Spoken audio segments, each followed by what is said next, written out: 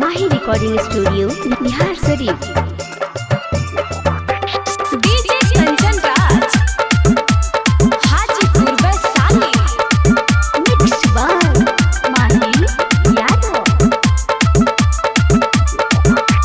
आप सुन रहे हैं युवा स्टार अखिलेश लाल यादव को।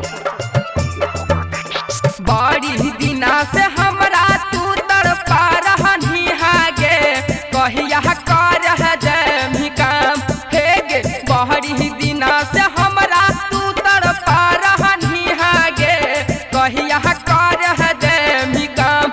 सुन सबके खिलैनी हमरो दे देना छौरी के सब दिना ले तोरो नाम हे गे। सबके खिलैनी हमरो दे देना छौरी के सब दिना ले तोरो नाम।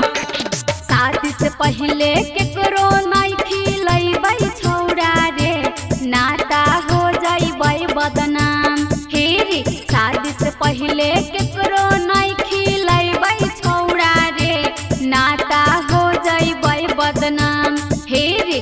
होबे दे बियाह तोरा कुछ नहीं कहबौ रे करी हाही को भर अपन काम। सुन ना होबे दे बियाह तोरा कुछ नहीं कहबौ रे करी हाही को भर अपन काम।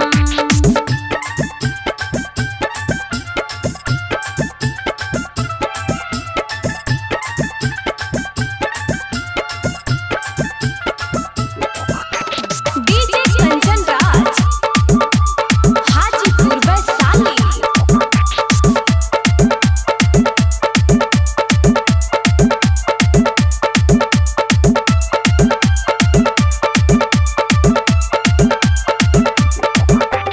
बारह दिन बरदस कैलियौ अब हो बना छौरी गे मोबिल हाकौ हमर हो जाम हे गे। बारह दिन बरदस कैलियौ अब हो बना छौरी गे मोबिल हाकौ हमर हो जाम हे गे। सबके खिलैनी हमरो दे देना छौरी गे सब दिना ले तोरो नाम हे गे। सबके खिलैनी हमरो दे देना छौरी गे सब दिना ले तोरो नाम। काहेला तू इतना जिद करो हो फिरे सीखेला देबौ नहीं पकमान हे रे। काहेला तू इतना जिद करो हो फिरे सीखेला देबौ नहीं पकमान हे रे। हो जैतौ बियाह तोरा कुछ नहीं कहबौ रे करी हाही को भर अपन काम हे रे। हो जैतौ बियाह तोरा कुछ नहीं कहबौ रे करी हाही को भर अपन काम।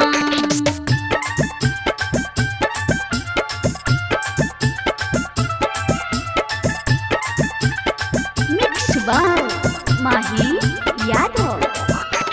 डीजे कंचन राज हाजीपुर वैशाली।